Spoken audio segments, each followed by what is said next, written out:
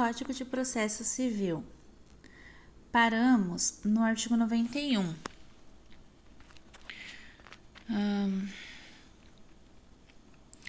As despesas dos atos processuais praticados a requerimento da Fazenda Pública, do Ministério Público ou da Defensoria Pública serão pagas ao final pelo vencido. Parágrafo 1. As perícias requeridas pela Fazenda Pública, pelo Ministério Público ou pela Defensoria Pública poderão ser realizadas por entidade pública ou, havendo previsão orçamentária, ter os valores adiantados por aquele que requerer a prova. Parágrafo 2. Não havendo previsão orçamentária no exercício financeiro para adiantamento dos honorários periciais, eles serão pagos no exercício seguinte ou ao final pelo vencido, caso o processo se encerre antes do adiantamento a ser feito pelo ente público. Artigo 92. Quando a requerimento do réu o juiz proferir sentença sem resolver o mérito, o autor não poderá propor novamente a ação sem pagar ou depositar em cartório as despesas e os honorários a que foi condenado. Artigo 93. As despesas de atos adiados ou cuja repetição for necessária ficarão a cargo da parte, do auxiliar da Justiça, do órgão do Ministério Público ou da Defensoria Pública ou do juiz que, sem justo motivo, houver dado causa ao adiantamento ou à repetição. Artigo 94. Se o assistido for vencido, o assistente será condenado ao pagamento das custas em proporção à atividade que houver exercido no processo. Artigo 95. Cada parte adiantará a remuneração do assistente técnico que houver indicado, sendo a do perito adiantada pela parte que houver requerido a perícia ou rateada, quando a perícia for determinada de ofício ou requerida por ambas as partes. Parágrafo 1. O juiz poderá determinar que a parte responsável pelo pagamento dos honorários do perito deposite em juízo o valor correspondente.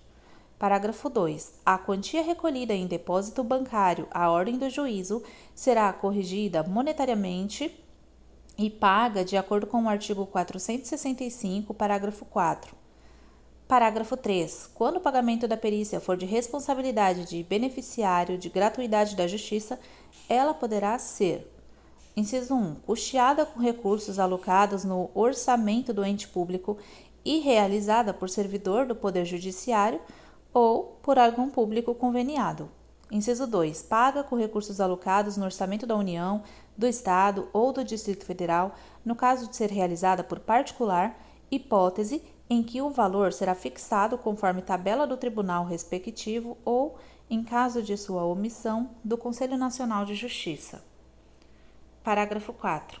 Na hipótese do parágrafo 3, o juiz, após o trânsito e julgado da decisão final, oficiará a Fazenda Pública para que promova contra quem tiver sido condenado ao pagamento das despesas processuais, a execução dos valores gastos com a perícia particular ou com a utilização de servidor público ou da estrutura de órgão público, observando-se, caso o responsável pelo pagamento das despesas seja beneficiário de gratuidade da Justiça, o disposto no artigo 98, parágrafo 2.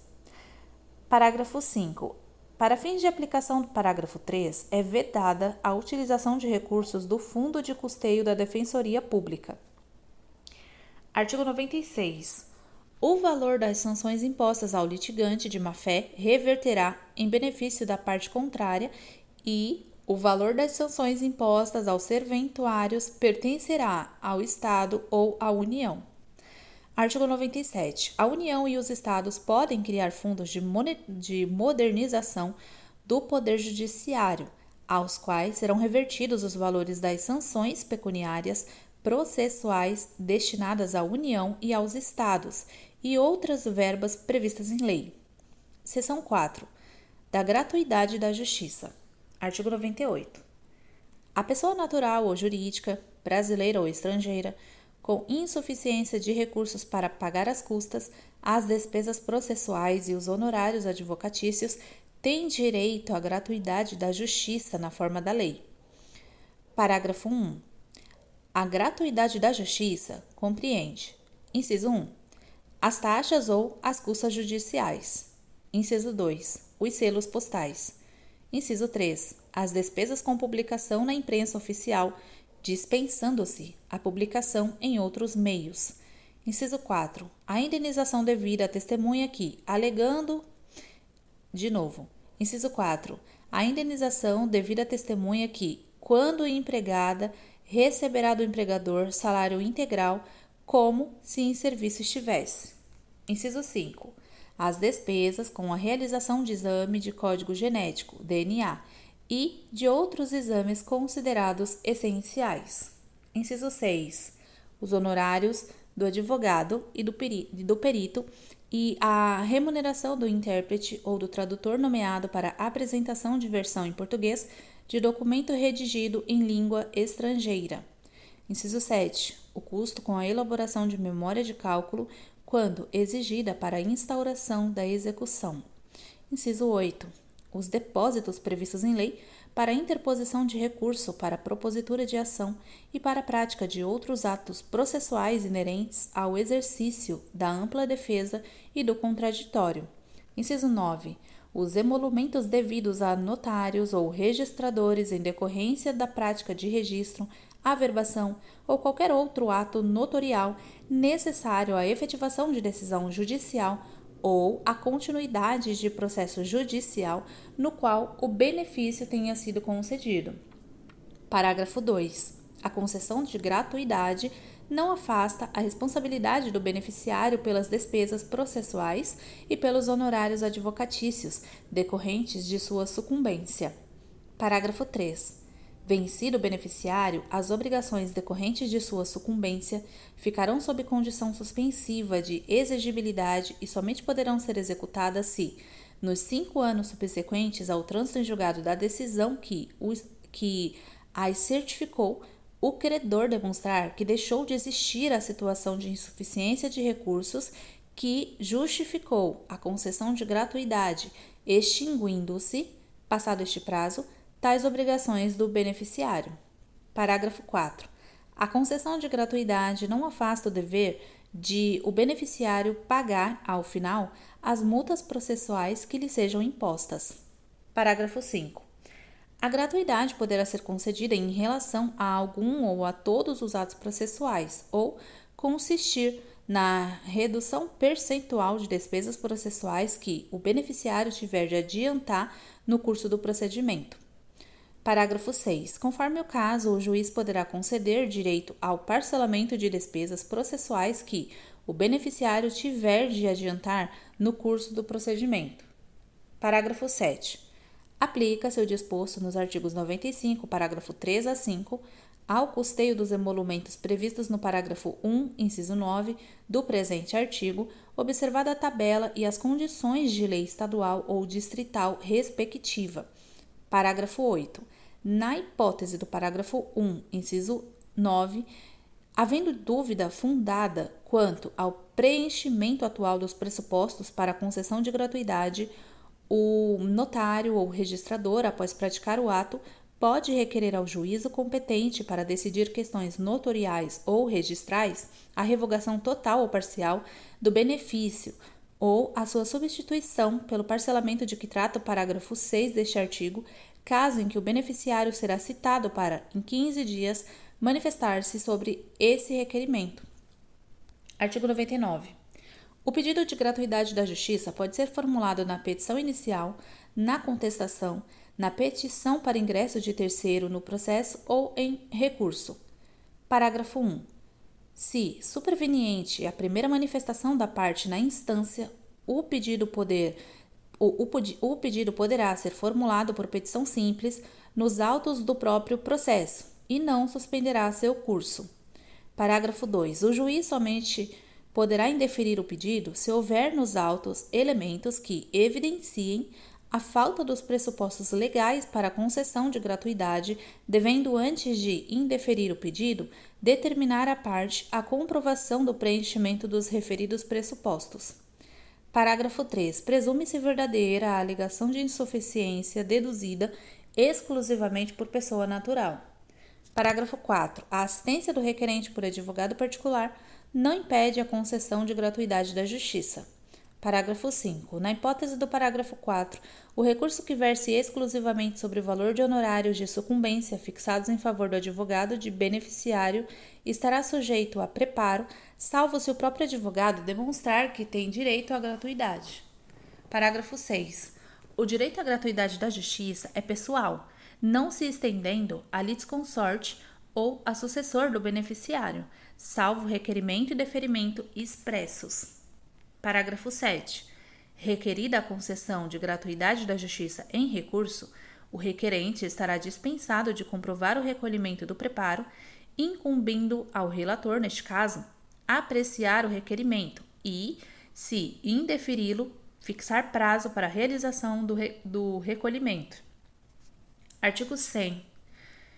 Deferido o pedido, a parte contrária poderá oferecer impugnação na contestação na réplica, nas contrarrazões de recurso ou, nos casos de pedido superveniente ou formulado por terceiro, por meio de petição simples a ser apresentada no prazo de 15 dias, nos autos do próprio processo, sem suspensão de seu curso. Parágrafo único. Revogado o benefício, a parte arcará com as despesas processuais que tiver deixado de adiantar e pagará, em caso de má-fé, até o décuplo de seu valor a título de multa, que será revertida em benefício da Fazenda Pública Estadual ou Federal e poderá ser inscrita em dívida ativa. Artigo 101. Contra a decisão que indeferir a gratuidade ou a que acolher o pedido de sua revogação, caberá agravo de instrumento, exceto quando a questão for resolvida na sentença contra a qual caberá apelação. Parágrafo 1. O recorrente estará dispensado do recolhimento de custas até decisão do relator sobre a questão preliminarmente ao julgamento do recurso. Parágrafo 2. Confirmada a denegação ou a revogação da gratuidade, o relator ou órgão colegiado determinará ao recorrente o recolhimento das custas processuais no prazo de 5 dias, sob pena de não conhecimento do recurso. Artigo 102. Sobrevindo o trânsito em julgado de decisão que revoga a gratuidade, a parte deverá efetuar o recolhimento de todas as despesas de cujo adiantamento foi dispensada, inclusive as relativas ao recurso interposto, se houver no prazo fixado pelo juiz, sem prejuízo de aplicação das sanções previstas em lei. Parágrafo único. Não efetuado o recolhimento, o processo será extinto, sem resolução de mérito, tratando-se do autor e, nos demais casos, não poderá ser deferida a realização de nenhum ato ou diligência requerida pela parte enquanto não efetuado o depósito. Capítulo 3. Dos Procuradores. Artigo 103. A parte será representada em juízo por advogado regularmente inscrito na Ordem dos Advogados do Brasil. Parágrafo único. É lícito a parte postular em causa própria quando tiver habilitação legal. Artigo 104. O advogado não será admitido a postular em juízo sem procuração, salvo para evitar preclusão, decadência ou prescrição, ou para praticar ato considerado urgente. Parágrafo 1. Nas hipóteses previstas no caput, o advogado deverá, independentemente de caução, exibir a procuração no prazo de 15 dias, prorrogável por igual período por despacho do juiz. Parágrafo 2. O ato não ratificado será considerado ineficaz relativamente àquele em cujo nome foi praticado, respondendo o advogado pelas despesas e por perdas e danos. Artigo 105. A procuração geral para o foro, outorgada por instrumento público ou particular assinado pela parte, habilita o advogado a praticar todos os atos do processo, exceto receber citação, confessar, reconhecer a procedência do pedido, transigir, desistir, renunciar ao direito sobre o qual se funda a ação, receber, dar quitação, firmar compromisso e assinar declaração de hipossuficiência econômica que devem constar de cláusula específica. Parágrafo 1. A procuração pode ser assinada digitalmente na forma da lei. Parágrafo 2. A procuração deverá conter o nome do advogado, seu número de inscrição na Ordem dos Advogados do Brasil e endereço completo. Parágrafo 3. Se o outorgado integrar sociedade de advogados, a procuração também deverá conter o nome dessa, seu número de registro na Ordem dos Advogados do Brasil e endereço completo. Parágrafo 4. Salvo disposição expressa em sentido contrário, constante do próprio instrumento, a procuração outorgada na fase de conhecimento é eficaz para todas as fases do processo, inclusive para o cumprimento de sentença. Artigo 106. Quando postular em causa própria, incumbe ao advogado, inciso 1, declarar na petição inicial ou na contestação o endereço, seu número de inscrição na Ordem dos Advogados do Brasil e o nome da sociedade de advogados da qual participa, para o recebimento de intimações. Inciso 2. Comunicar ao juízo qualquer mudança de endereço. Parágrafo 1. Se o advogado descumprir o disposto no inciso 1, o juiz ordenará que se supra a omissão no prazo de 5 dias, antes de determinar a citação do réu, sob pena de indeferimento da petição. Parágrafo 2. Se o advogado infringir o previsto no inciso 2, serão consideradas válidas as intimações enviadas por carta registrada ou meio eletrônico ao endereço constante dos autos. Artigo 107.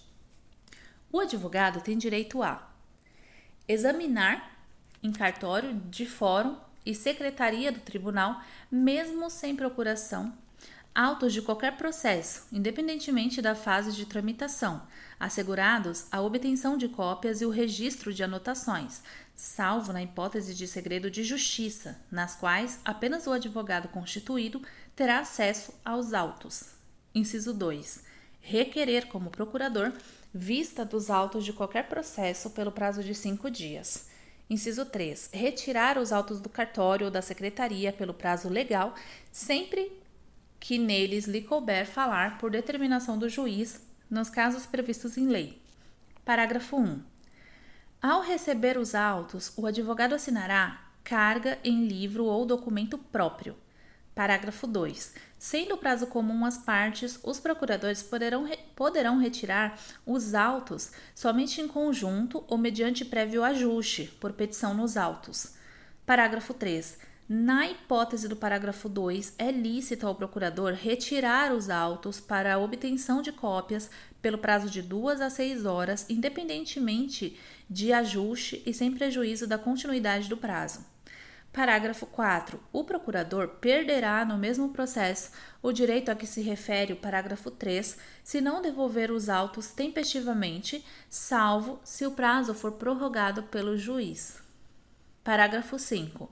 O disposto no inciso 1 do caput deste artigo aplica-se integralmente a processos eletrônicos.